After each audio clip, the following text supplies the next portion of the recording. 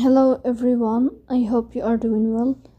Today we will talk about how to fix or how to solve the problem of you don't have permission to access on the application of Pokémon Go. You will go to settings. Here in this page we click on apps, default apps, app settings. In this page you will go to above, you will search about Pokémon Go and you will click here. In this page of app info, you will go to first stop and you will click OK.